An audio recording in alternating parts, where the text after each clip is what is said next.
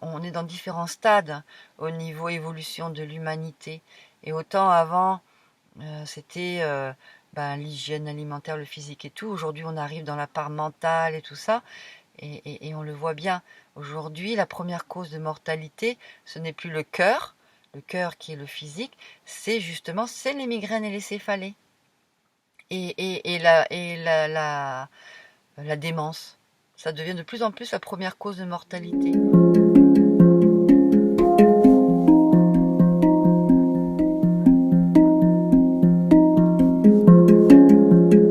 Et bonjour à tous. J'ai fait une petite vidéo il y a quelques jours, exactement 2 jours je crois. Et là nous rentrons à nouveau dans une période de pluie. Donc du coup c'est vrai que ça donne de la disponibilité. Hein. Et il y a un sujet que je voulais parler qui n'a rien à voir avec les cultures, mais qui a à voir avec mon mode de vie. Je vais donc parler des migraines, des céphalées, parce que ça fait 30 ans que j'en ai, donc je connais bien le sujet. Je connais bien le sujet. On est tous différents, mais en tout cas, j'ai essayé beaucoup de choses pour améliorer. Aujourd'hui, ça va mieux, je les maîtrise parce que je le comprends beaucoup mieux. Enfin, je comprends comment mon corps fonctionne. Et parce que j'ai changé évidemment mon mode de vie et peut-être, comme ils disent, quand on passe à la ménopause, mais je pense que c'est surtout parce que j'ai amélioré et changé mon mode de vie. Hein. Ça ne veut pas dire que j'en ai pas, parce que même si je l'ai changé d'une certaine façon, le problème qui se présente, c'est que ça me demande beaucoup d'efforts physiques et ça en provoque aussi. Alors du coup, je les maîtrise dans le sens où j'en souffre moins du fait qu'elles sont moins fortes, mais ça ne veut pas dire que j'en ai pas, parce que par exemple hier j'étais au marché, le lundi, et quand je reviens du marché, quand je reviens de la ville, bon, quand j'étais plus jeune ça me faisait pas ça, mais aujourd'hui, je pense que la vieillesse, l'âge, peut-être sur certains points une plus grande sensibilité, je supporte moins. Mon corps est moins résistant, on va dire. Donc du coup, il réagit plus vite. Donc du coup, migraine. Hein. Mais bon, en même temps, par contre, je peux plus vite récupérer. Avant, j'avais une migraine.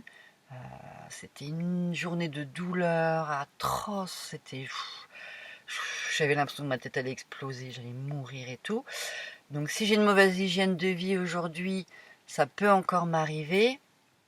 Mais par contre, si je fais attention à l'hygiène, je peux mieux maîtriser. Puis j'ai compris certaines techniques qui m'aident. Hein. Donc je vais vous parler des migraines, de mon parcours déjà, de comment ça s'est déclenché.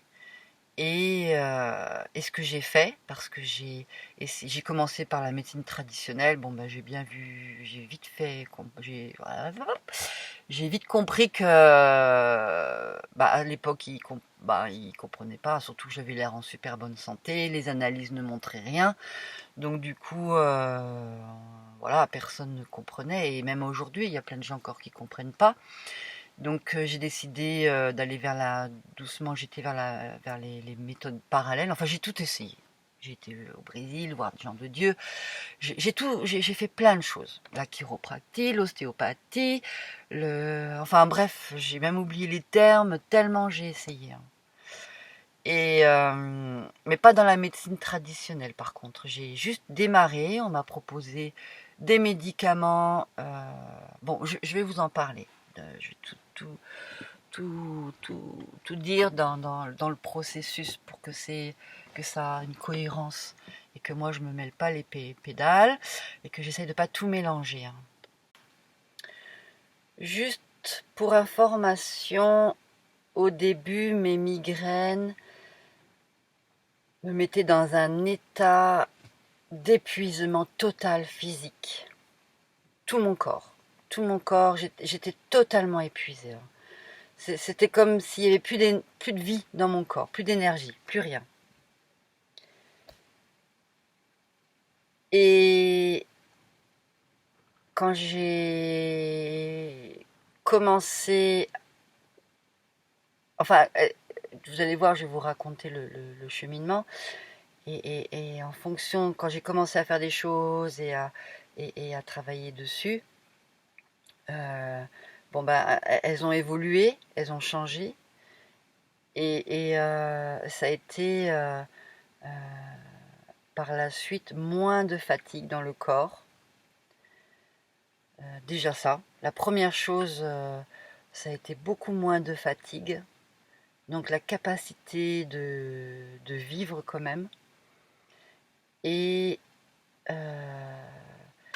mais par contre, mes migraines se sont toujours accompagnées de douleurs physiques, hein, très mal dans le corps, mal dans le dos, euh, enfin, c'est pas que la tête, c'est tout mon corps en fait. Alors en ce qui me concerne, les migraines ont commencé quand j'étais enceinte, à 23 ans. Je pense que j'ai eu un gros choc psychologique qui a commencé à déclencher les migraines. Mon histoire à ce moment-là n'était pas facile. J'étais enceinte, je me suis retrouvée à la rue. Le père de ma fille qui était indien et qui n'était pas, comment dire,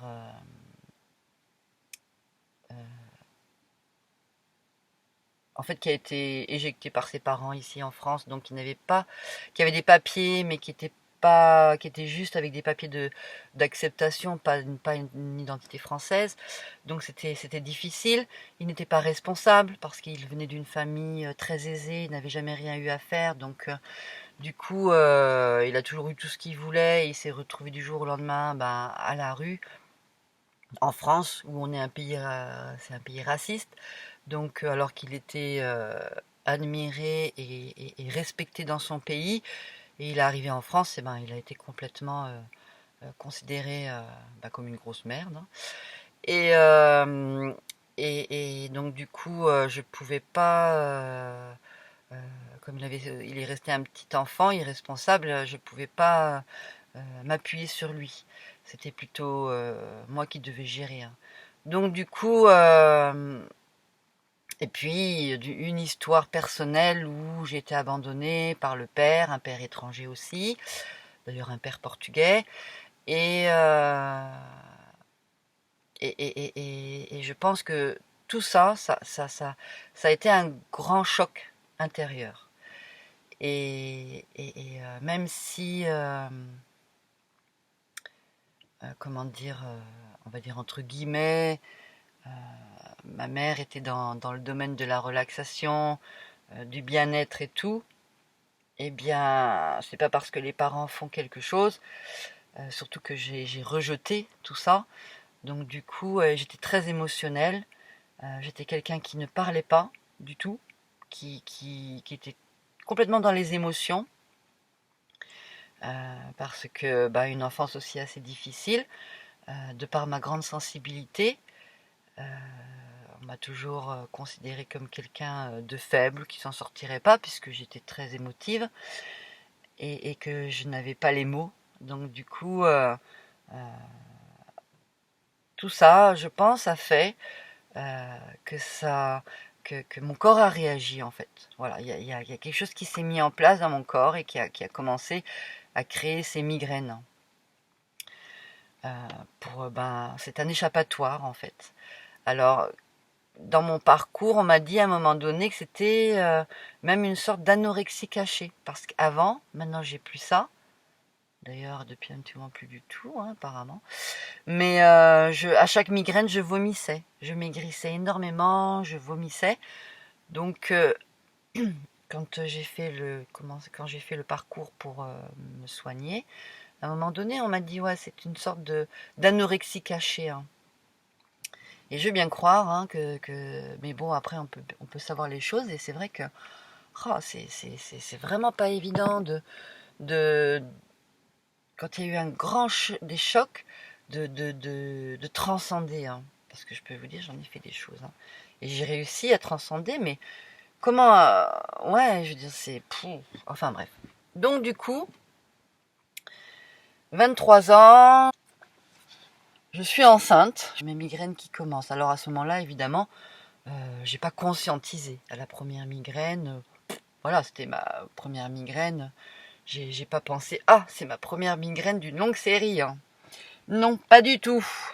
J'étais une grande sportive, j'avais de l'endurance, je faisais de l'équitation, ouais, non, Après, j'ai une hygiène alimentaire, donc j'étais végétarienne, l'alcool, j'aimais pas.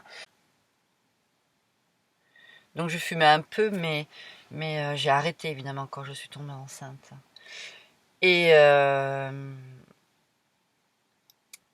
Et donc voilà, bon au début ça a commencé comme ça, je vais passer vite puisqu'il y a rien de spécial, hein, juste que ma vie était très difficile puisque j'étais avec un enfant, le père pouvait pas gérer, donc du coup moi psychologiquement en fait je passais mon temps à pleurer la première année parce que il y a toute mon histoire d'enfance qui est remontée où j'étais abandonnée par le père, puisque le père de ma fille aussi abandonnait, il n'était pas là, c'était toute une histoire, je lui courais après, enfin bref, et puis bon, là à ce moment-là je m'occupe pas de tout ça. J'ai ma fille, je ne travaille pas parce que je suis toute seule, il faut que je m'en occupe. Et puis comme j'avais déjà, vu mon éducation et vu ma vision des choses, moi il était hors de question que je mette ma fille, enfin si, j'ai quand même commencé à la mettre dans une nurserie, je sais plus comment on appelle ça maintenant. Quand j'ai vu comment ils traitaient les enfants, parce que moi le truc c'est que j'étais très transparente, comme je vous dis, je parlais pas à l'époque, je disais rien, j'étais très émotive. Pour que je puisse m'exprimer, il fallait vraiment que je me sente en sécurité, à l'aise. Et dans un monde comme le nôtre, il y a peu de gens qui mettent en sécurité. Hein. Donc du coup, je veux dire déjà tout ce qui était administratif, tous les gens qui étaient dans le système bien rationnel, c'est clair que là, je me taisais et j'étais même transparente. De ce fait, mais par contre, je voyais les choses. Donc du coup, un jour, ouais, je vais pour récupérer ma fille et je vois une des femmes qui garde les enfants. Qui presque donne un coup de pied à un gosse. Je me suis dit, oh là, non, mais moi je laisse pas ma fille là, quoi, c'est pas possible. Enfin, j'ai vu comment l'irrespect qu'il y avait dans ces structures. Voilà. Donc, du coup, moi, il est hors de question. Donc, je récupère ma fille, j'arrête. Et puis en plus, ah oui, alors, pas vaccinée. Ma fille, évidemment, je veux pas la vacciner. Et donc, évidemment, à un moment donné, ça devient un gros dilemme. Mais vu comment ils traitent les enfants et tout, je me dis, bon, allez, moi, je lâche l'affaire, je récupère ma fille et je m'en occupe. Donc, du coup, voilà, je suis avec ma fille et tout. Et, et puis, donc, migraine, faut que je revienne sur les migraines. Donc, ça, c'est pour une petite introduction, parce que, en fait, pendant 6 ans, donc au début je travaillais pas vu que j'avais ma fille et que j'étais toute seule et que le père je pouvais pas compter sur lui. Donc du coup bon bref dans mon histoire à un moment donné j'ai lâché tout ça, je suis partie avec ma fille près de ma mère pour qu'elle puisse m'aider, garder ma fille. Évidemment elle était scolarisée mais je veux dire quand on a un travail ça suffit pas hein, l'école. Et puis comme j'avais pas de moyens il fallait que j'ai de l'aide quand même donc je suis retournée près de ma mère. Là où vivait ma mère. Et puis ma mère, ce qu'elle m'avait dit quand j'étais jeune, il fallait se soigner naturellement. Donc pendant 6 ans, j'avais ces migraines et c'était, fallait rien. Il fallait que je me guérisse naturellement. C'était dans mon truc, ça, dans ma tête. Je veux dire, il n'y a pas de jugement à avoir. On est chacun éduqué avec des croyances, hein. Et puis moi c'était la croyance, c'était soit tu guéris, soit tu meurs quoi en fait, voilà. Donc du coup au début c'est comme ça que ça a démarré. Et par contre, je pouvais pas prendre de médicaments non plus parce que vu comment j'ai été éduquée, elle m'a tellement bien mis dans la tête que les médicaments sont mauvais que je pouvais pas prendre de médicaments. Moi, ça, ça me tue plus qu'autre chose. Euh, ben, c'est vrai que quand j'avais ces migraines, par contre, je ne pouvais, de toute manière, ça marchait pas. Les Doliprane, j'ai essayé un petit peu les Doliprane, mais ça fonctionnait pas. Parce que c'était pas des petites migraines de merde, hein, c'était des grosses céphalées. J'avais l'impression que j'allais mourir, que la tête allait exploser, je vomissais, je maigrissais. Fallait que je sois dans le noir, j'avais plus de force, fatigue, c'était fou, c'était ben ouais, je mourais à petit feu quoi en fait, voilà. Et puis ben apparemment, j'avais pas vraiment envie de mourir euh, parce que bah, je mourrais pas. Et puis, alors si je prenais un médicament, la migraine, elle était un tout petit peu soulagée, on va dire, mais ça durait sur plusieurs jours. Et si je prenais pas de médicament, c'est vrai que ça faisait très mal, c'était horrible, mais ça durait un jour. Et le lendemain, c'était fini. Donc du coup, ça durait comme ça pendant 6 ans, où ben, je travaillais tant bien que mal, et puis avec des migraines régulières, et puis ben, je me mettais en arrêt maladie régulièrement. Évidemment, c'était pas très bien vu, mais je pouvais pas quoi. Et puis même si je pouvais pas l'expliquer, parce qu'une migraine, on voit rien. Il n'y a que celui qui a une migraine qui souffre et qui le sent, mais l'autre, ben, il voit que dalle. Donc du coup, il y croit pas trop, mais bon, voilà, je pouvais pas faire autrement. Et au bout de 6 ans, je me suis dit merde, maintenant ça suffit quoi. J'en peux plus, quoi. J'ai mal, hein. Je souffre. Hein. Donc, je me suis dit, maintenant, non. Allez, maintenant, je fais quelque chose. Il faut que je trouve une solution. Donc, parce que ça gâche la vie, hein. Je crois que j'avais enfin, comme maintenant, hein, je devais avoir des migraines une fois par semaine. Et les migraines se déclenchaient dès qu'il y avait un stress, dès qu'il y avait une tension, dès que j'avais une mauvaise alimentation. Enfin bon, bref, plein de choses. Et puis bon, à l'époque, hein, j'étais toujours pas quelqu'un qui communiquait, qui parlait, mais j'ai fait une formation de commercial, donc ça m'a obligé déjà à commencer à sortir de ma coquille, hein, ça c'est sûr. J'ai fait une formation à l'AFPA. Et puis donc, mais bon, c'est pas ça qui m'a aidé vraiment à commencer à bien communiquer. Là, ça m'a juste appris à vendre des produits, hein, à être encore un petit robot, à dire des choses comme il faut pour que ça plaise aux entreprises. Voilà, mais bon, rien qui soit épanouissant pour soi-même. À part que on fait des vidéos et on se voit et que du coup, ouais, c'est quand même intéressant de se voir. Comme là, ce que je fais. Tout ça, j'ai démarré dans le sens où ça me permettait ben, d'apprendre à parler, à observer. Souvent, je me réécoute pour voir ce que je dis, parce que quand on est dans le flow, souvent on s'entend pas. Et ben là, c'est des fois très intéressant de se voir, de s'écouter, voilà, de grandir, d'apprendre. Hein. Donc les migraines au bout de 6 ans, comme j'en ai eu marre, je me suis dit bon, je vais quand même démarrer par la base, la médecine traditionnelle. Je suis donc allée voir un médecin, comme j'avais pas de médecin évidemment, puisque je faisais très rarement appel à la médecine, même pas du tout, hein, vu que c'était tout naturel. Donc je vais voir un médecin, et puis bah, il me dit Doliprane.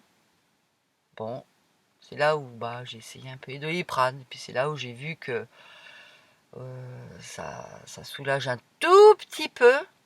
Enfin, ça soulage pas. On a mal, j'ai mal, mais j'ai pas l'impression que enfin, ça faisait mal. Ça faisait mal plus longtemps, et la fatigue et tout le mal-être est là. C'est juste que ça, on va dire 2% de soulagement. Donc franchement, ça vaut pas le coup. Alors j'ai dit bon, ok, ça marche pas. Donc je retourne chez le médecin. Je lui dis voilà, hein, que dalle, hein, les Doliprane là. Alors il commence à me donner des médicaments évidemment plus forts, le Nurofen ou je sais pas quoi. Mais moi, le truc, c'est que dès que je prends un médicament, je lis toujours la notice.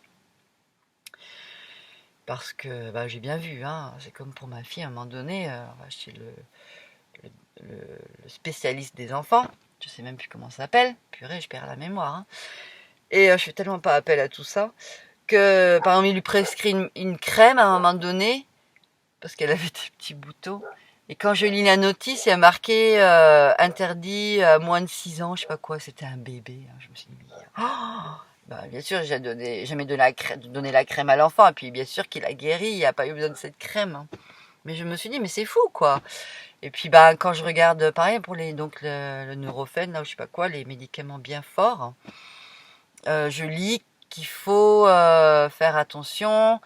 Bah, la chose que ça provoquait chez moi et que j'ai bien retenu, c'est pour ça que je parle, parce que il y a plein de contradictions, mais celle qui a été déclenchée chez moi, parce que la moindre contradiction que je sens, moi, je lâche, c'était des engourdissements dans les bras. Et puis bon, bah voilà, moi, quand je prenais ça, mes bras, je sentais, ils s'engourdissaient, je sentais plus rien, quoi.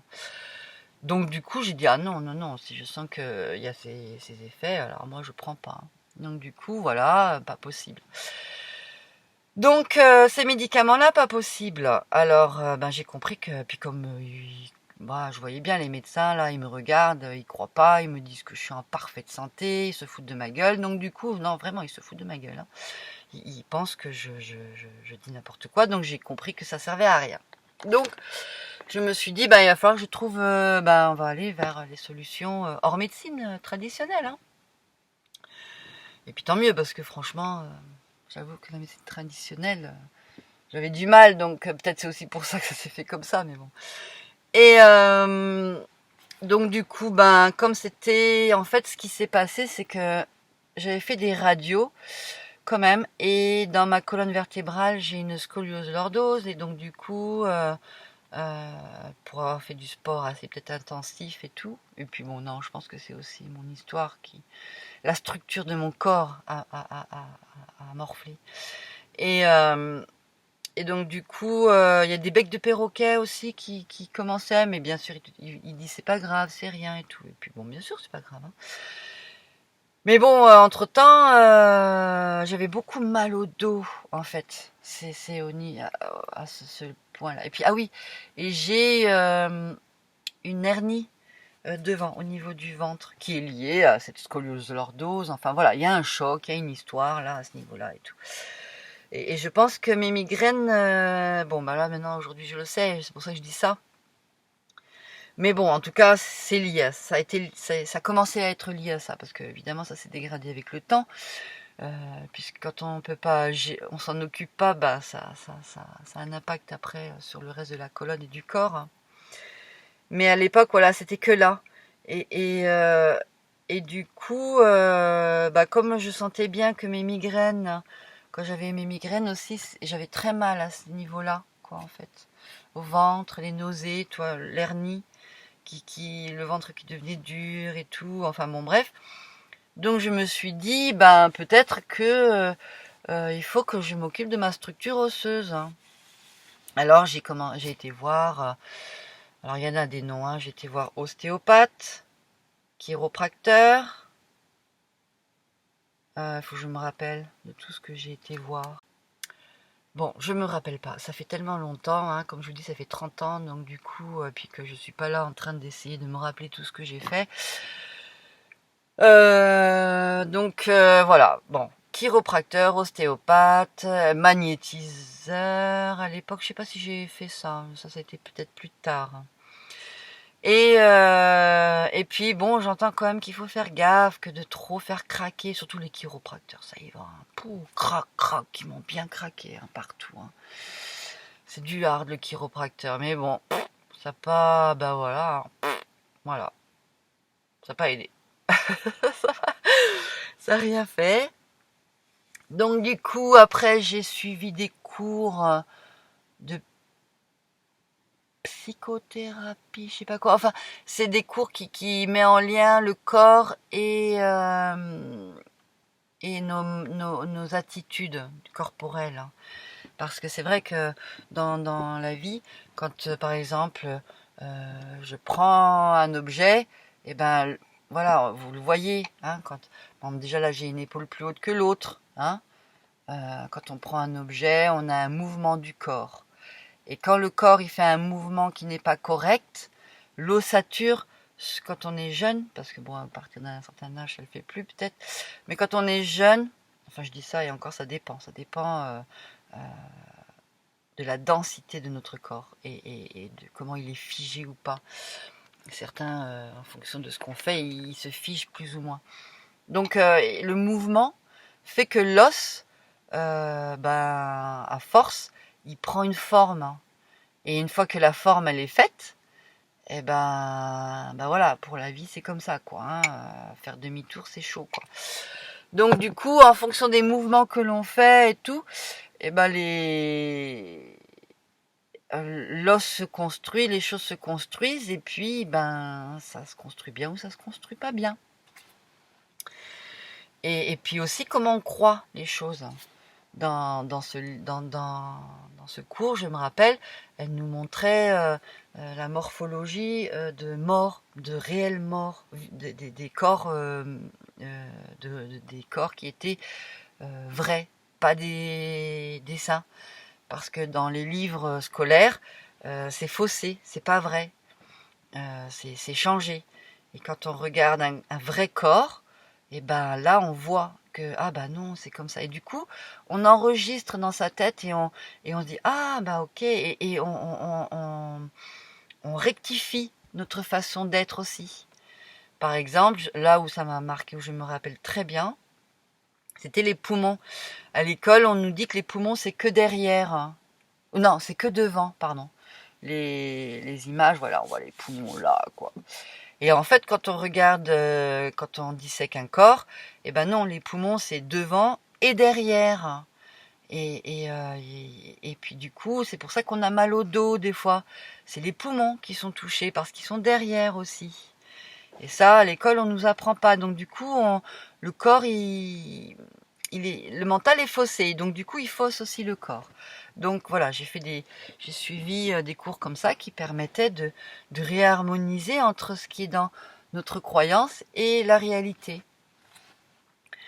Et bon, il y a eu un petit peu ça, mais bon, les aléas de la vie, j'ai déménagé et tout, donc j'ai dû arrêter. Et puis quand on est jeune, j'avais 30 ans, quand on est jeune, on n'a pas envie de trop se prendre la tête. Aujourd'hui, j'avoue que j'en ai marre, hein, mais à l'époque, bon, on a encore de la vitalité et tout, et puis bon, bref, donc du coup, on voit pas autant l'importance de s'investir dans, dans le bien-être de son corps, en fait.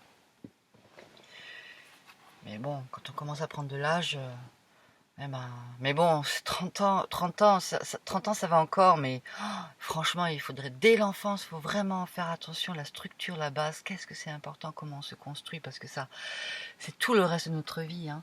Et avec toutes ces choses qu'il y a de difficile aujourd'hui, pollution et de stress et tout ça, si la structure, elle est pas bonne, c'est normal qu'il y en ait plein qui disparaissent. Déjà, moi, là, j'ai envie de disparaître, j'en ai marre, hein, j'avoue, au bout de 30 ans, c'est bon, quoi, même, bref.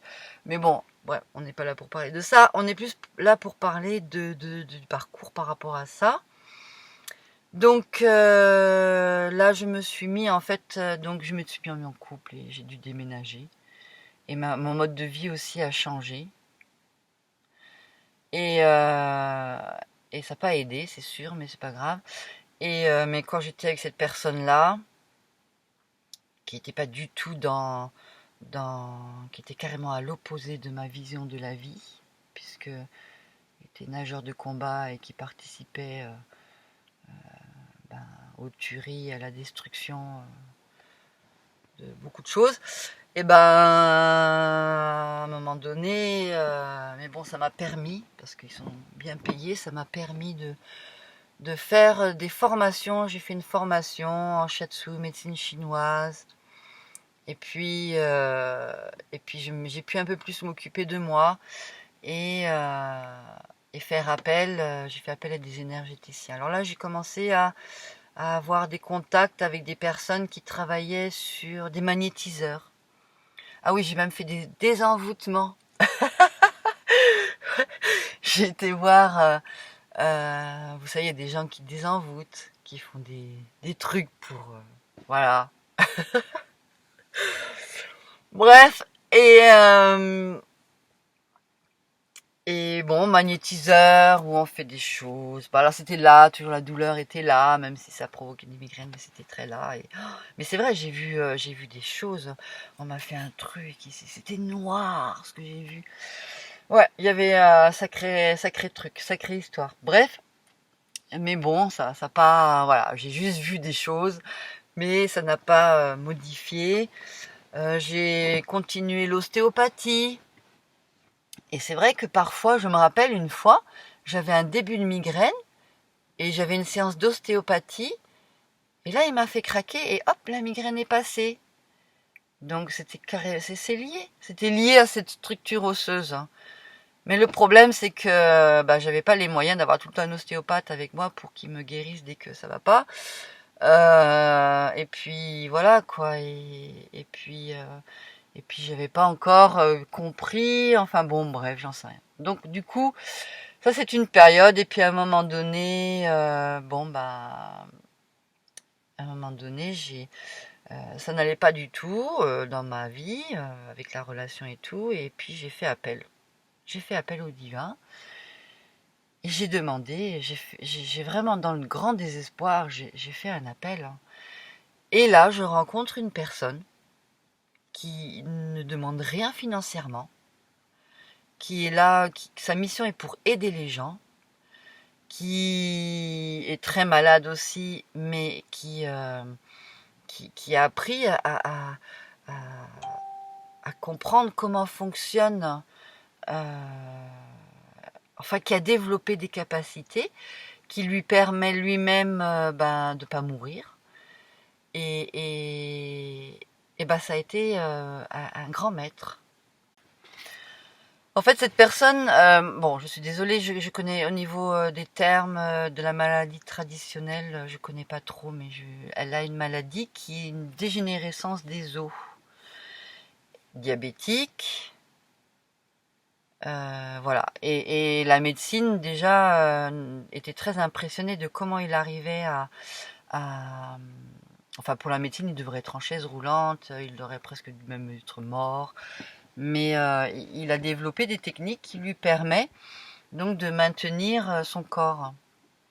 Et, euh, et donc je rencontre cette personne d'une grande générosité. Enfin, ouais.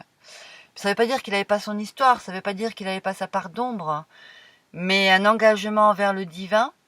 Alors bon ben, lui c'était dans le chamanisme, il était taoïste, chamanisme. Et il travaillait beaucoup avec les énergies, donc. Puis c'est vrai que c'est les énergies qui font énormément. Aujourd'hui, on le sait, dans la physique quantique, on sait que tout est énergie, en fait. Mais bon, ceux qui étaient déjà dans une certaine dimension, ou qui étaient éveillés, bah, ils connaissaient déjà ça. Pas besoin de la science pour savoir les choses, hein. Donc du coup, il m'a complètement rééduqué. Déjà dans mon attitude. Il m'a montré, parce que j'étais quelqu'un, comme je vous disais, donc très émotionnel, qui ne parlait pas, qui ne savait pas parler, qui pleurait, qui rigolait, voilà, bon, bref, je me disais tout amour, mais en fait, c'était parce que je voulais, enfin, mais c'était pas totalement vrai, c'était pas l'amour vrai. On est là, oui, on veut aimer, on aime et tout, mais c'est souvent parce qu'on veut être aimé et le vrai amour, c'est pas ce qu'on croit souvent. Donc du coup, il m'a mis face à ça. Et quand j'ai vu qu'en effet, euh, c'était pas vrai cet amour que je prétendais avoir, hein, c'est vrai que ça fait bizarre, hein, accepter de se voir, de voir les choses, hein, c'est incroyable. C'est pas facile. Faut sortir enfin, je sais pas si c'est de l'ego, mais en tout cas, ouais. Mais bon, entre-temps, il m'a réappris surtout à ne plus avoir peur, à ne pas me fermer. C'est vrai que les humains, encore aujourd'hui, hein, je réagis, mais parce que bon, bah, on a les mémoires, on a son histoire, et puis on a beau faire ce qu'on veut, c'est pas pour autant que tout change comme ça. Mais entre-temps, il a commencé à me rééduquer. Donc, à me montrer que quand quelqu'un vient et arrive me propose quelque chose, moi, c'est tout de suite non, je me figeais, je me bloquais, protection. Et donc du coup, il m'a appris il m'a dit, voilà, si tu fais ça, bah déjà toi tu te bloques, toi tu te fais du mal, hein. Donc, alors là, on rentre dans la médecine chinoise, c'est comme, vous savez, les bambous, le bambou qui laisse passer le vent, qui se plie, hein. Si on est rigide, on se casse. Mais si on est souple et on accueille, hein, hop, on laisse passer, hein. Et puis alors bon, bah moi je prends aussi, je suis très sensible, donc je sais que j'emmagasine beaucoup, je ressens énormément, donc ça veut dire que je prends à l'intérieur. Et donc du coup le corps il réagit. Donc déjà il m'a appris à dire, à accueillir ce que l'autre dit, à ne plus le voir comme une agression ou quelque chose de négatif. C'est accueillir ce que l'autre présente. Et ensuite à me positionner et à le faire et à répondre, donc à ne plus renvoyer quelque chose d'agressif. Donc je reçois un truc agressif parce que je suis dans la peur et que j'ai mes traumas, et je renvoie de l'agressivité. Enfin, on s'en sort plus, quoi. On est dans et puis l'autre reçoit cette agressivité et réagit, vous savez. Enfin, je veux dire, il y en a plein des gens comme ça. Mais on est souvent inconscient. Et j'avais cette inconscience par protection. Et donc du coup, il m'a appris à réceptionner ce que l'autre dit et en douceur pour me respecter, pour moi, et à renvoyer en douceur. Euh, pour respecter l'autre et puis aussi pour que il n'y a pas ce boomerang à chaque fois. Donc il m'a rééduqué et mentalement et il m'a montré aussi le pouvoir des mots, du verbe, comment quand on dit quelque chose, on peut le prendre personnellement et croire que c'est vrai alors que c'est pas du tout vrai.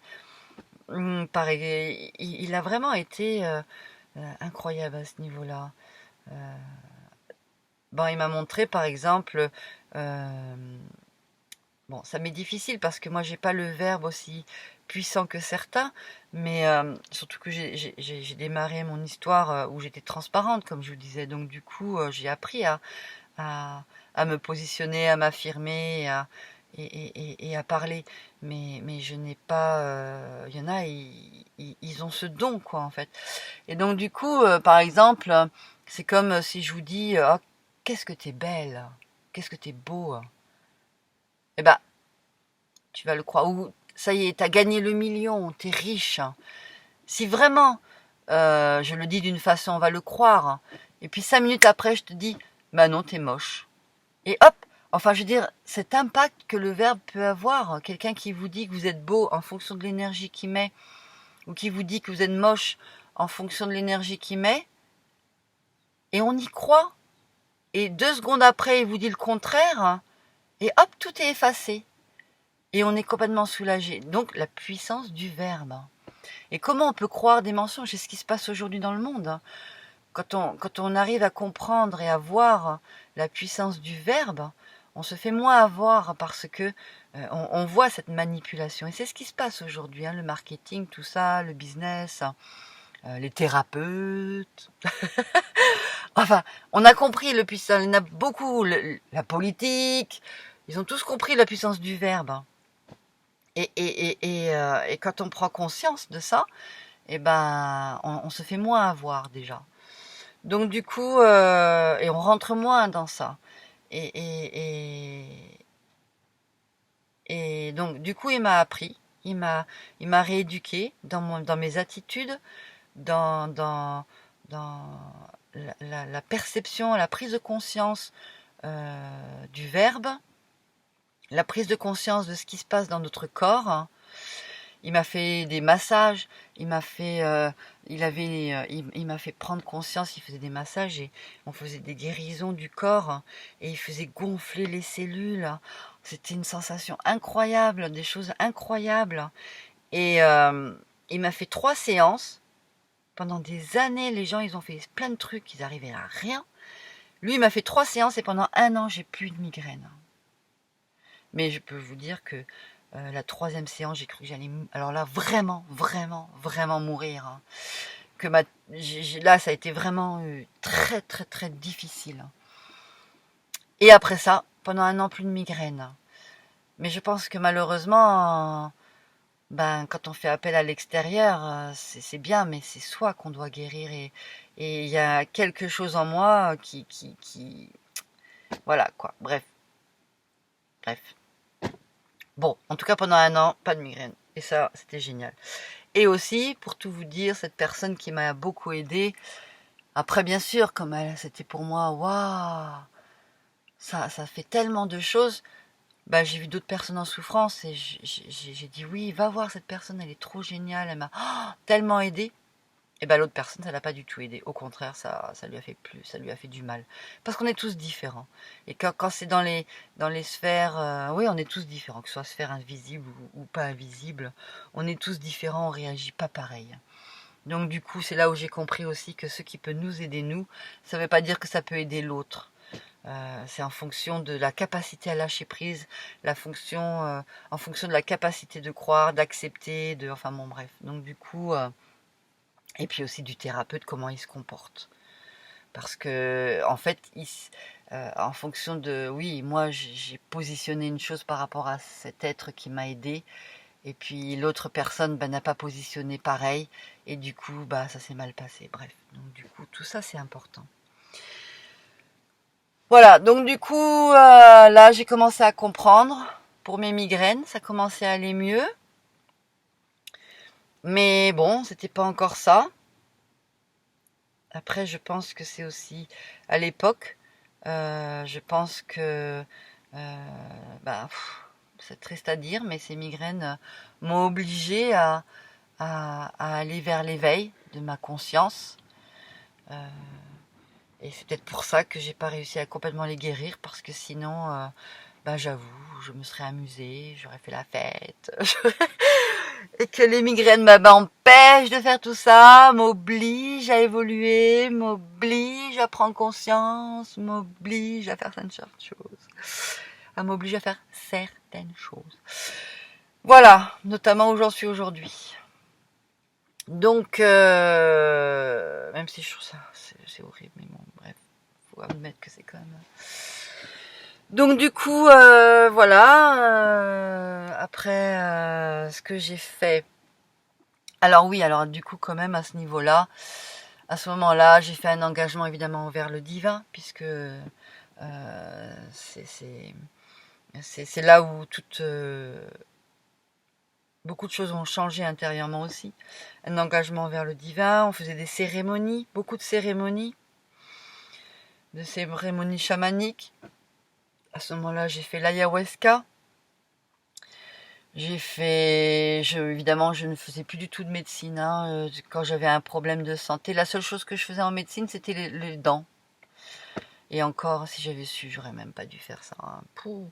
Mais bon, voilà, c'était le seul truc où vraiment je trouvais pas Enfin, à ce moment-là, je faisais encore appel à la médecine.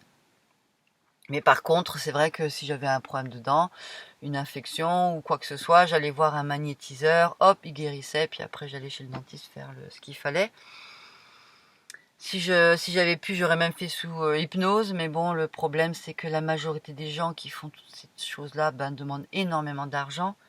Donc du coup, ça nous empêche de pouvoir faire. Parce que ma mère, elle faisait extraction de dents, elle faisait tout sous hypnose, donc sans anesthésie, et arrêter la salive, tout. Donc du coup, ouais, ça serait bien. Elle s'est même auto-hypnotisée. Moi, j'essaye, mais je pense que j'ai une relation avec mon corps. Je suis trop sensible, hein. Donc du coup, j'arrive pas. Je ressens tellement les choses, hein, que coupé. Autant j'arrive à gérer la douleur, hein, mais il y a certaines choses. C'est surtout quand l'autre touche que j'ai du mal. Parce que l'autre, il touche dans une conscience que moi j'ai du mal. Ils sont tellement brutales, inconscients, sans douceur, sans amour, que j'ai du mal, quoi, en fait. Donc c'est pour ça qu'en final, j'ai fini par arrêter de demander à l'extérieur, parce que je trouve qu'il y a une telle inconscience et une telle méchanceté. Je veux dire, des êtres qui sont pleins d'amour. Cet être qui m'a aidé pour les migraines, qui m'a fait grandir et tout ça, c'était un être d'amour. Et pourtant, il a quand même essayé Parce voilà, on a tous une part d'ombre, comme je dis, donc même quand on n'est jamais totalement dans la lumière. N'importe quel gourou, n'importe quel maître, il a une part d'ombre. Donc du coup, à un moment donné, cette part d'ombre, elle s'exprime, hein. C'est obligé, hein, que on peut maîtriser, mais à un moment donné, elle est là quand même. Après, on la tempère. Je veux dire, voilà, parce que je pense que c'est, enfin, je sais pas. Bref, je veux dire que c'est parce qu'on est sur Terre et que tant qu'on est sur Terre avec cette dualité et dans notre dimension et dans notre, enfin, je veux dire, moi, je pense que mes pardons, moi, c'est quand j'ai ces migraines, hein, je le vois bien, quand je suis dans la migraine, en fait, c'est de l'ombre, c'est noir. C'est pour ça que j'aime bien être toute seule quand j'ai mes migraines, parce que là, je peux être méchante, je suis pas bien, je sens cette noirceur en moi, et donc, ben voilà, je préfère être toute seule, et puis quand j'ai mes migraines, ben, je fais appel à la lumière pour que ça revienne et tout, quoi, en fait. Mais revenons à mon processus de migraine qui m'a fait aller, donc du coup, après ça, pendant que j'étais avec cet être qui m'a beaucoup aidé, qui s'appelle Gilbert, on va mettre un nom, Gilbert.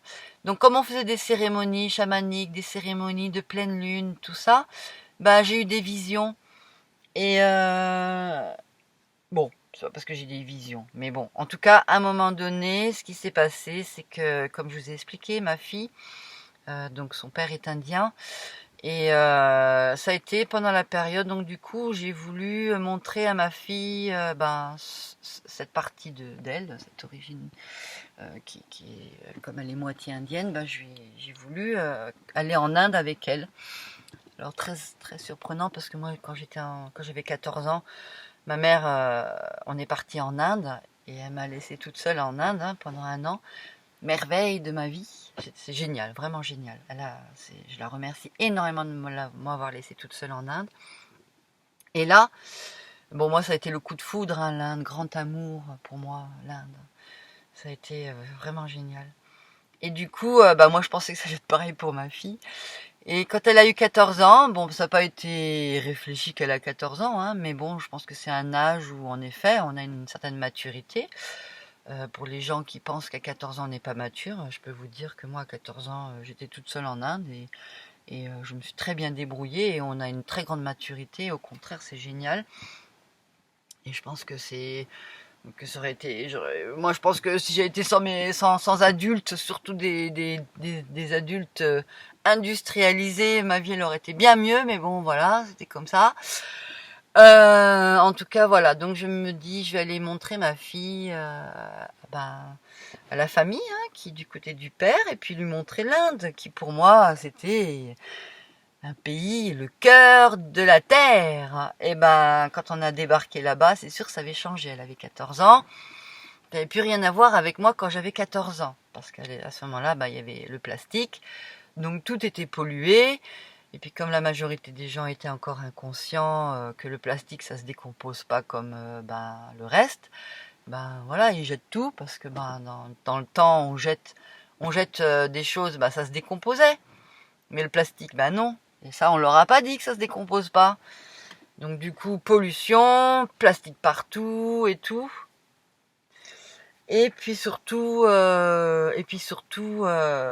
C'était le début d'Internet, hein, et puis début de beaucoup plus de communication. Et puis, l'argent. Il y a eu en tout cas, voilà, ça c'était plus tout amour, c'était un blanc égale un billet de $. Voilà. Besoin d'argent, comment dire, la croyance que les étrangers ils ont la belle vie. Quelle illusion. Donc du coup, on arrive évidemment, et puis bon, alors évidemment, c'était tout de suite pas du tout comme je pensais, pas du tout amour, joie et patati, c'était argent, argent, et puis ils voulaient tous marier ma fille puisqu'elle était métissée, que j'étais blanche et qu'ils pensaient qu'elle était toute riche. Donc du coup, voilà, bref, on va dans la famille, et là, par contre, il se passe que bon, j'étais dans mon truc spirituel, hein, puisque je faisais beaucoup de cérémonies, comme je vous ai dit. Et On va dans la famille et en fait il y avait un gourou qui était en sadhana depuis un mois. Donc en fait il a arrêté son corps. Pour tout vous dire, il était dans une pièce enfermée. C'était carrément un gros truc qui a été mis en place. Enfermé et puis bon, moi je suis arrivée dans la famille et puis il se réveillait dans les 3 jours qui ont suivi. Ben, c'était son réveil et avec ma fille, comme on était là, ben, on a assisté à son réveil. Et puis bon, bah, ça a été super impressionnant parce qu'en fait on arrive dans une pièce, on est très peu nombreux. Alors évidemment il n'y avait aucun Européen puisque c'était tout avec des Indiens. Et en fait donc le gourou est là avec un bandage tout autour de la tête. Et on assiste au réveil, on lui enlève le bandage, il reprend sa première respiration. En fait il fait mourir son corps pendant un mois. Et donc du coup, et là on assiste à la réincorporation de l'esprit dans le corps et à son réveil. Donc c'est incroyable. C'est au niveau ce qu'on ressent, ce qu'on vit, ce qu'on voit, tout ça, c'est incroyable. Donc du coup, voyant ça, me retrouvant face à ça, ben moi qui pensais que j'aurais jamais de gourou, puisque ma mère était quand même un peu un gourou et que j'ai pas trop apprécié ses méthodes. Ben là j'ai quand même dit oui, je veux suivre ses enseignements. Et donc du coup je suis il me montre quelques, parce que dans les jours qui suivent, donc il y a des cérémonies, tout ça, et il fait quelques enseignements, et là il explique certaines choses, et puis moi je dois rentrer en France, je peux pas rester puisque ma vie est en France quand même avec ma fille. Et donc il me montre certaines méthodes à faire pendant un an. Il me dit pendant un an tu fais ça et puis après tu reviens. Donc méditation. Alors c'était pendant un an méditation avec respiration, enfin bon bref. Donc méditation matin et soir, 1 heure, d'une certaine façon. Ça s'appelle des sadhanas. Donc des sadhanas. Et puis au bout d'un an, donc voilà, je fais ça. Et c'est vrai que ça me fait du bien aussi pour mes migraines et tout. Et puis au bout d'un an, mais j'ai toujours des migraines.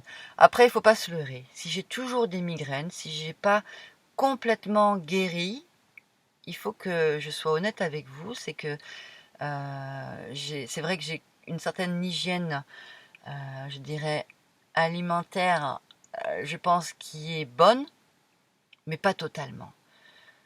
Je pense que si j'avais vraiment voulu guérir, il aurait fallu que j'ai une alimentation super pure. Il aurait fallu que je n'ai aucun stress.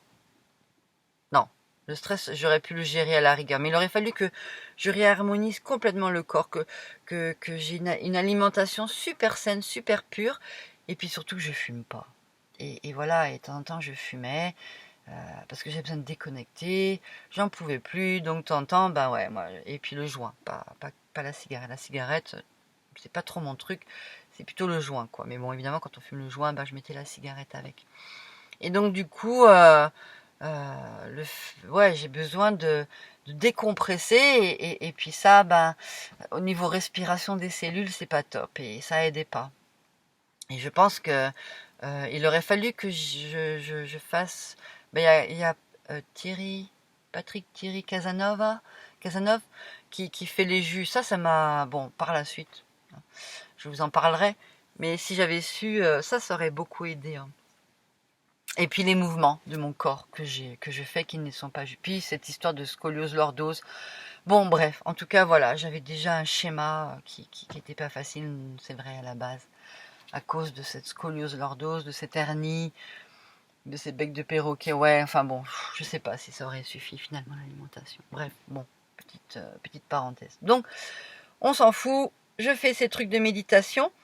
Et donc, au bout d'un an, je retourne voir le gourou. Je reste un mois. Bon, on fait des méditations, tout ça. Et je retourne en France et je fais. Et en fait, bon, bref, je fais. Et puis, au bout d'un an de méditation, en tout cas, ce que ça m'a fait, c'est que ça m'a guéri au niveau émotionnel. Ça a été pendant un an, je faisais les méditations et tout, et puis au bout d'un an, et puis au bout d'une demi-heure, je me mettais à pleurer et tout. Et bon, j'ai arrêté pas pour autant, hein, mais la méditation, mais bon, il y avait il y a eu une grande évacuation de mémoire ou de choses, ou j'en sais rien. En tout cas, au bout d'un an, ça s'est arrêté. Plus de problèmes émotionnels. Bon, après, j'ai aussi essayé le processus pranique, vous savez. Bon, je faisais beaucoup de jeûnes quand j'étais enfant. Donc, les jeûnes, je savais, mais j'ai fait le processus pranique aussi pour arrêter de manger et de boire. Boire, j'avais jamais fait. Enfin, je faisais beaucoup de jeûnes quand même et tout ça. Donc, du coup, en tout cas, c'est la méditation qui vraiment m'a aidé à stabiliser mon état émotionnel, qui a complètement changé. Hop, pouf, neutre. Mais c'est vrai que quand je faisais les jeûnes ah non, c'était la méditation. À un moment donné, j'avais l'impression que tout allait bien. Je voyais même plus l'intérêt d'être sur cette planète. Tout était neutre. Et puis bon bah du coup, il y a cette sensation, on se fait chier. Qu'est-ce que je fais là? Il y a rien, il y a plus d'émotion, il y a plus rien. Et ben voilà, bah j'y suis retournée vers les émotions. Ouais, je me rappelle de ça, ouais, c'est vrai. Il y avait à un moment donné, ça a été complètement neutre. Et puis en final, on se fait tellement chier quand il n'y a plus rien. Enfin, moi en tout cas. Quelle connerie. Aujourd'hui, je dirais plus ça. Mais à ce moment-là, je me suis dit, bah ouais, mais à quoi ça sert puisque je ressens plus rien. Et puis du coup, bah voilà, je me suis remis dans les histoires émotionnelles, il n'y a pas plus facile que d'aller vers les autres humains qui ne sont pas dans la même dimension pour aller se mettre des histoires émotionnelles. En même temps, à ce qui s'est passé en parallèle avec ça, où je faisais des méditations, c'est que c'est là où j'étais chez Jean de Dieu aussi, au Brésil, qui fait des opérations de guérison sur le corps. Alors toujours pareil, c'était pour guérir mon mal de dos. C'était pour mon dos. Je voulais à tout prix guérir ma structure du dos. Mais aussi, ouais, qui provoquait ces migraines. Et voilà, et je sais pas si j'ai bien fait parce que c'est vrai que ça faisait du bien, j'ai vu des choses, ça fait des choses, mais il y avait aussi de l'ombre, toujours pareil. Et voilà, mais à un moment donné, j'ai senti que je pétais un plomb, psychologiquement, parce que je commençais à voir des choses, il y avait des choses trop space qui se passaient, donc j'ai tout arrêté. J'ai arrêté la méditation, j'ai tout arrêté parce que j'ai senti que je commençais à péter un plomb en fait. Et puis après, ben ma mère a choisi de quitter ce monde en allant en Suisse pour faire une euthanasie. Et alors avant ça, donc j'étais prof de yoga, j'étais dans le bien-être et tout ça. Donc et puis bon bah là avec tout ça, les méditations où je sentais que je pétais un plomb, ma mère qui s'est fait euthanasier, où je l'acceptais totalement parce que libre à chacun de faire les choix qu'il veut, mais ça m'a ça a déclenché une grande colère en moi. J'ai pas compris, mais j'ai vu cette grande colère. Donc j'ai tout arrêté, j'ai arrêté le yoga, j'ai arrêté tout ce qui est bien-être. Alors elle m'a laissé un héritage, ce qui m'a permis bon bah j'ai quitté là où j'étais parce que je pouvais pas me permettre moi la matière c'était un peu difficile, donc du coup je suis allée vivre dans l'appartement qu'elle avait parce que c'est ce dont j'ai hérité principalement. Et comme j'ai eu un petit peu d'argent, ben par la suite je me suis acheté un van, un camion aménagé pour pouvoir partir parce que bon moi depuis toujours je voulais vivre dans la nature. Et enfin, bon bah là, il y avait possibilité que je puisse aller chercher cet endroit pour vivre dans la nature. Je voulais vivre, bah évidemment, dans la jungle, mais quand j'étais au Brésil, donc j'étais au Brésil pour voir, mais j'ai vu que j'étais pas prête à vivre dans une jungle où il y a des grosses araignées, des animaux sauvages et tout. J'étais trop déconnectée de la nature pour pouvoir gérer ça. Donc du coup, ben, comme j'avais un animal, un vieux chat de 20 ans, je pouvais pas partir sac à dos. Et ben, j'ai pris un camion pour que le chat puisse avoir une maison. Moi qui avais dit que jamais je conduirais un van, trop que ça pollue. Je me suis retrouvée avec un grand van pour mon chat. Et voilà, et je suis partie sur les routes et j'ai tout lâché, j'ai fumé des joints et bon, enfin, non, pardon. Pardon. D'abord, j'étais 2 ans dans l'appartement, 1 an ou 2 ans dans l'appartement qu'elle m'a laissé, que j'ai retapé. Et là, j'avais une bonne hygiène de vie parce que j'ai fait le processus de Casanova avec des jus. Et là, pareil. C'est là où j'ai vu que c'était super bénéfique parce que j'avais pas de migraine, je pouvais faire des choses physiques difficiles et j'avais pas de migraine. Ce processus de Thierry Casanova, c'est vraiment génial, c'est régénérateur. Mais il faut avoir la machine, il faut avoir des légumes frais, il faut avoir des légumes qui ne soient pas traités. Enfin, il y a plein de choses ça demande une certaine exigence. Quand j'étais à Pau, à ce moment-là, dans l'appartement, j'ai pu le faire. Donc, oui, ça m'a fait énormément de bien. Mais toujours pareil, c'est psychologiquement. Le truc, c'est que ça. C'est vrai qu'il y a des choses qui aident, mais intérieurement, mais le problème, c'est que j'avais cette colère.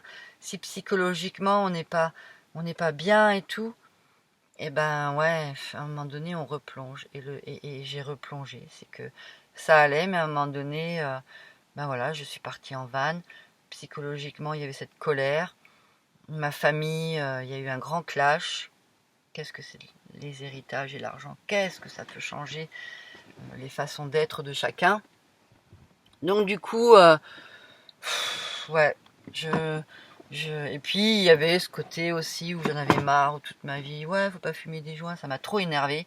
Et ben le côté rebelle, si je veux, j'ai le droit. Ça m'énerve qu'on n'ait pas le droit, qu'on m'interdise. Parce que c'est vrai, ça me met dans un état de détente, de bien-être, de rigolade, enfin pour moi. Donc du coup, ouais, pourquoi on n'a pas le droit de rigoler, pourquoi on nous interdit ça? Et bon, c'est un peu chaotique là, mais bon, je pense c'est pas trop important de toute manière que ce soit chaotique. Donc en fait, la seule chose, c'est vrai que que j'étais sur un bon cheminement au niveau alimentaire pour que ça aille, mais je le sais que ça suffit pas, l'alimentation, puisque ma mère toute sa vie a été hygiéniste et qu'elle a fait, elle était assez draconienne, mais si il y a des parts en nous qui sont au-delà du physique, au-delà de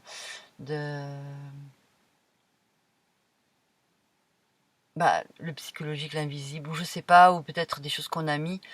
Et ben voilà, elle avait une bonne hygiène et puis à un moment donné, hop, tout a craqué, hein, parce qu'elle n'a pas réglé la part intérieure sur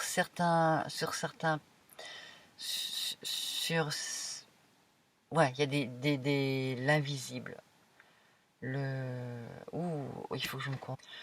En fait, je saurais pas trop comment le nommer, mais je pense que c'est euh, laisser la part divine entrer en nous, laisser l'amour rentrer en nous, et ne plus se laisser porter par l'ego et des choix destructeurs ou, enfin certaines dimensions. C'est apprendre à maîtriser, accepter la maîtrise. Mais je pense que c'est l'ego. Ma mère n'a jamais complètement lâché une part égoïque vis-à-vis de la famille. Et elle avait beau avoir une super hygiène toute sa vie, elle n'a jamais été malade. Mais à un moment donné, tout ça l'a rattrapée parce que une part d'elle, elle n'a pas voulu lâcher. Et c'est quand elle a été en Suisse, au dernier moment de l'euthanasie, qu'elle a fait une lettre et qu'elle a dit oui, elle n'a pas eu la force de lâcher, hein. Et je pense que c'est ça. C'est que on peut avoir une bonne hygiène, hein, ça aide, mais il n'y a pas que ça, quoi, en fait. Il y a autre chose, hein. Et c'est tout ça. Il y a plein de choses à prendre en considération. Et il y a le physique, il y a toutes nos parts invisibles, égaux, tout ça, et peut-être encore plus. Mais en tout cas, voilà, on est dans différents stades au niveau évolution de l'humanité. Et autant avant, c'était l'hygiène alimentaire, le physique et tout. Aujourd'hui, on arrive dans la part mentale et tout ça, et on le voit bien. Aujourd'hui, la première cause de mortalité, ce n'est plus le cœur qui est le physique, c'est les migraines et les céphalées. La démence. Ça devient de plus en plus la première cause de mortalité. Donc du coup, il y a une évolution. Et peut-être qu'après, on va passer à une autre chose. Une fois qu'on aura réglé ça, et ben hop, on va passer à autre chose. Hein. Bon, j'espère pas, mais... mais, mais voilà. Euh, Du coup, en fait, ouais, bon, il y avait l'hygiène, je connais l'hygiène, mais il y a cette autre part intérieure, et il faut l'affronter, il faut la regarder, il faut aller dedans, il faut le faire. Apprendre à maîtriser, peut-être, ou libérer, ou transcender, quoi qu'il en soit. J'ai pris mon van, j'ai lâché l'appartement, je l'ai loué, enfin bref, et puis je suis partie pour chercher ce lieu dans la nature, et comme j'ai un côté portugais de mon père, eh ben je suis allée vers le Portugal en me disant allez hop, je vais rencontrer la famille en même temps que je connais pas, et puis la vie elle est moins chère là-bas, ça sera peut-être plus facile parce que j'étais pas non plus fortunée. Donc je suis partie vers le Portugal, et puis la température, ouais, j'avais besoin quand même de chaleur. Donc du coup, hop, Portugal. J'ai mis 2 ans à trouver le terrain, j'ai trouvé le terrain. Toujours migraineuse. Ça n'a pas changé, mais je me suis bien amusée. Hein. Je me suis bien amusée. J'ai mangé plein de cochonneries, fumé plein de joints. J'avoue que j'ai poussé mon corps. Et puis j'ai cru que j'allais y passer. Mais ça m'a pas empêché de continuer. Parce que le corps, il a une capacité régénératrice incroyable. Sans aller voir les médecins. À un moment donné, j'ai vraiment cru que j'allais y passer, ouais. Et puis là, je me suis dit, est-ce que j'appelle l'hôpital ou pas?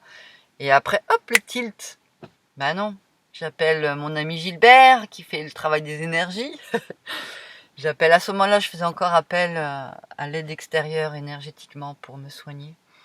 Et donc ils font des prières, hein, on fait des prières et puis ben voilà. Hein. Et c'est fou, hein, parce que j'étais en grande douleur à croire que j'allais y passer. Et à la seconde où je fais appel et on fait les soins énergétiques à distance, hop, guéri. C'est de la folie, c'est incroyable. Je vous dis, c'est incroyable. Moi, on ne sait pas la majorité des gens ne connaissent pas. Certains le savent, mais la grande majorité. Après, il est évident que certains ont le don.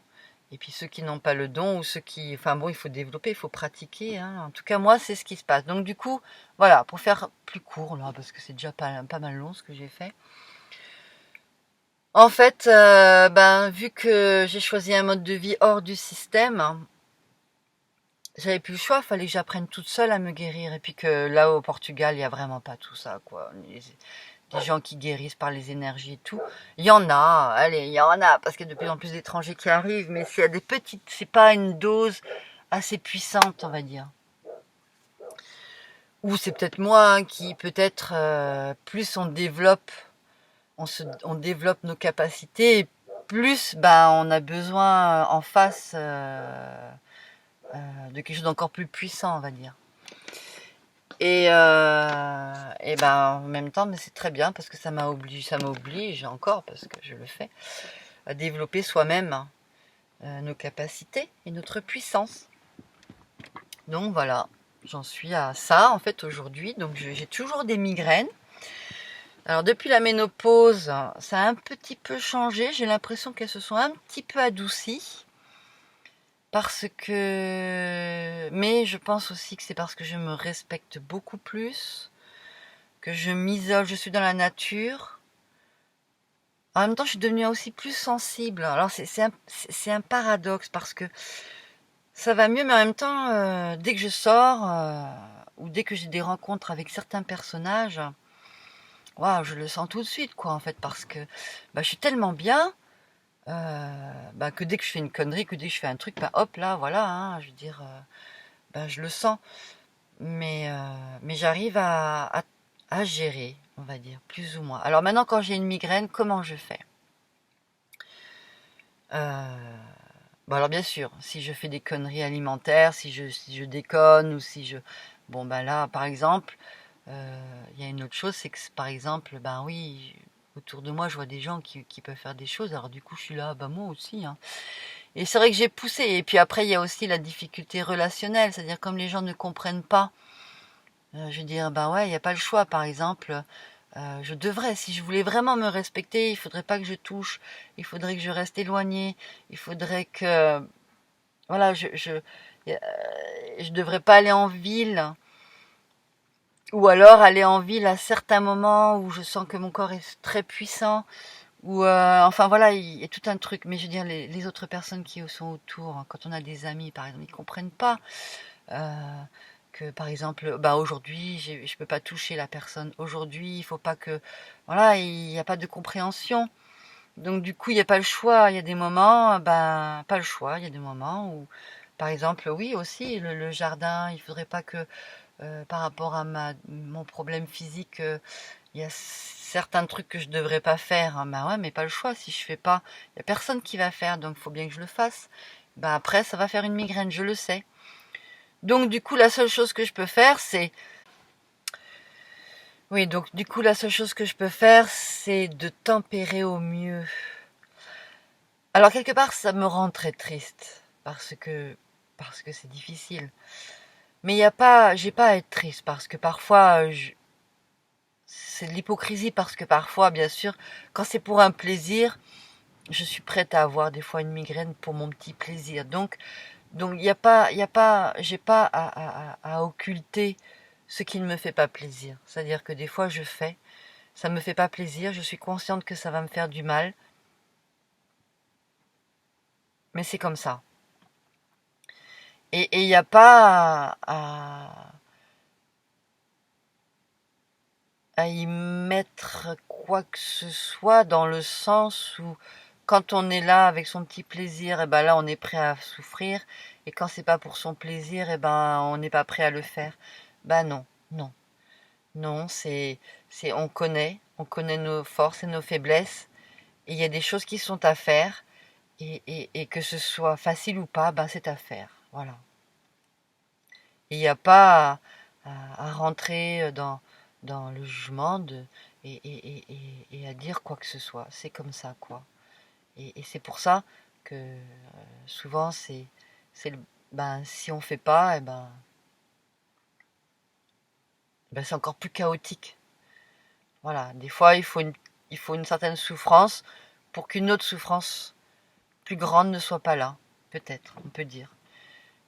Après, malheureusement, il y a beaucoup de souffrances qui sont dues à cause des valeurs. Il est clair que certaines de mes souffrances sont dues par respect des valeurs des autres. Donc je me respecte moins, on va dire, mais en même temps, j'ai le plaisir de pouvoir être avec d'autres. Parce que sinon on pourrait être tout seul. Voilà. Et puis tout seul, c'est pas top non plus des fois. En tout cas, moi, peut-être que l'univers voulait que je sois toute seule, mais bon, toutes mes parts ne sont pas prêtes à vivre ça. Donc aujourd'hui, comment je fais quand j'ai une migraine? Alors je sais, voilà, par exemple, j'ai été faire le marché hier. Et il y a rien à faire, hein, à chaque fois que je fais le marché. Enfin, non, pas à chaque fois. Mais la majorité du temps que je fais le marché. Alors, est-ce que c'est... Je vais pas mettre les causes parce que ça pourrait blesser. Et je n'ai pas envie de blesser. Puisqu'il y a pas... Cette blessure ne serait que par incompréhension. Et que ce n'est absolument pas... je veux pas... Il n'y a pas à condamner. Et il n'y a pas... C'est moi qui, malheureusement, ne peux pas gérer certaines choses. Donc du coup, voilà, je souffre quand je reviens. Et souvent, voilà, c'est difficile. Et qu'est-ce que je fais? Je m'allonge pas le choix. De toute manière, je peux rien faire d'autre. Je m'allonge. Il faut en tout cas que je respecte ça, parce que si je le fais pas, ça s'empire, j'ai encore plus mal, et plus je vais pousser mon corps, et plus la douleur va être difficile à guérir. Le problème va être difficile à guérir, et plus je vais avoir mal. Donc du coup, heureusement, j'ai quand même la chance d'avoir autour de moi peu de contraintes qui m'obligent à pousser mes limites. Ce qui fait que, par exemple, là, je rentre du marché, je sens, hop, je m'allonge, je dors, et puis je fais des respirations. Parce qu'en fait, c'est que tout s'est figé dans mon corps, hein. Et l'air, la respiration aide à élargir les cellules, à détendre. Donc je dors aussi. Et puis la lumière, faire venir la lumière. Enfin, il y a plein de méthodes, il y a plein de trucs. Je pense que après c'est en fonction de chacun. Il faut expérimenter. Maintenant, si vraiment ça vous intéresse, que je vous le dise, parce que je peux vous dire. Mais comme c'est tellement aléatoire, parce que c'est en fonction de chaque situation, de chaque moment, ça dépend si est-ce que le mal, est-ce que ça a été une histoire d'alimentation, est-ce que c'est une histoire énergétique, est-ce que c'est une histoire de... Enfin bon, bref, il y a plein de choses qui rentrent, il faut regarder plus ou moins tout. Mais une chose est sûre, c'est que le fait de manger un petit peu, mais une alimentation évidemment bonne. Par exemple, maintenant je suis contente, ça y est, je peux faire mon jardin et tout. Et puis alors je fais des jus. Là, ça réoxygène le corps, ça revitalise. Un jus ou quelque chose qui soit bon pour le corps, qui soit facilement assimilable, pour redonner de l'énergie au corps. La respiration, pour donner de la dimension aux cellules, de l'espace, la lumière. À l'arrêt du mental. Ah oui, alors c'est très important, l'arrêt du mental. Et puis alors surtout plus d'internet, évidemment, pas d'ordinateur. Voilà, c'est me couper, c'est voilà, se reposer, et le corps se revitalise. Et puis voilà, et puis après ça, d'un seul coup, hop, je sens, voilà, ça va mieux et tout. Je peux revenir, et puis alors après quand ça va mieux, j'ai envie de me faire un bon plat, et je mange, et je suis contente, et je peux à nouveau rentrer en contact avec les gens et tout, et c'est génial. Voilà, 30 ans de migraine, je peux vous dire que par contre j'en ai marre. J'en ai marre, qui fait que non, je me vois pas faire 30 ans encore comme ça. Je pense qu'il n'y a pas de solution. Donc, c'est vrai que mourir, ça fait un peu peur. Parce que j'ai failli y passer en fait à Noël. J'ai vraiment cru que là j'y passais. Bon, parce que j'ai déconné aussi, hein. Mais puis bon, j'y suis pas passée. Mais c'est vrai que mourir, c'est pas quelque chose de facile, hein. Parce qu'en même temps, il y a je sens, c'est assez bizarre, hein, cette baisse d'énergie incroyable. Et en même temps, comme je sais faire et tout, cette montée d'énergie. Des fois, quand j'ai trop d'énergie, ça peut même une grosse montée d'énergie peut provoquer une migraine, parce que c'est comme si le corps il gérait pas toute cette énergie en fait. Donc je suis obligée de faire gaffe. Pas trop d'énergie non plus. Une trop grosse montée d'énergie, ouais, mon corps il gère pas. En tout cas, voilà, il y a toute cette énergie. Il y a ce monde peut être tellement merveilleux. Mais c'est vrai que, bon, j'ai quand même des migraines. Je veux dire, là par exemple, il faudrait que je fasse la débroussailleuse, hein. J'ai du mal, hein, parce que je sais qu'après je risque d'avoir une migraine. Et du coup, ça motive pas de faire, hein. Et j'en ai marre d'avoir mal.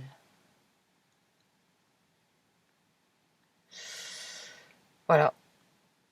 Donc, quand ça s'arrêtera, je serai contente aussi. Voilà l'histoire des migraines. Donc, s'il y a des questions, s'il y a quelque chose, je suis à l'écoute. Ou des solutions, ou des possibilités, je suis à l'écoute. très bientôt.